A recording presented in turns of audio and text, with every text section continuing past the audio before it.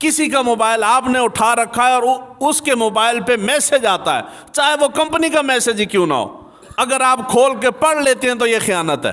یہ خفیہ بات اس کی اجازت کے بغیر کر رہے ہیں تو یہ گناہ کبیرہ ہے.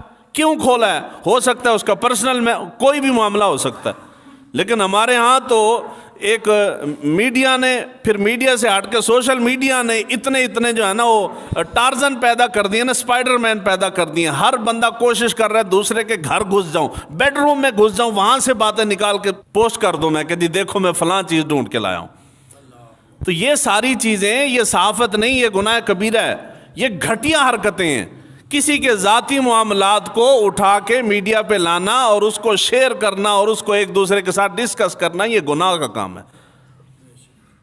چاہے وہ سیاستدان ہی کیوں نہ ہو. سیاستدان کے ساتھ ہزار اختلاف ہے، مگر اس کا مطلب یہ نہیں ہے کہ آپ اس کے بیڈ روم کی چیزیں اٹھا کے میڈیا پہ لے آئیں. اس کی پرسنل زندگی ہے نا جی، ایسے ہی ہے نا جی.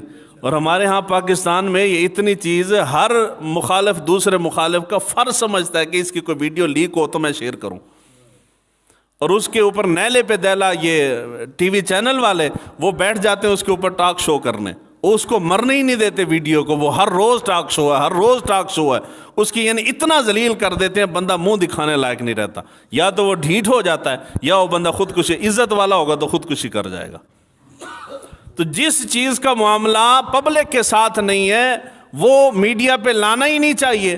اگر آ بھی جائے، آپ کی نظر سے گزرتا ہے، نہ اس کو شیئر کریں، نہ جو ہے نا اس کو پھیلائیں. اگر ہم پھیلاتے ہیں تو پھر بھی ہم گناہ کے اندر ملوث ہیں، یہ اس کا پرسنل معاملہ ہے.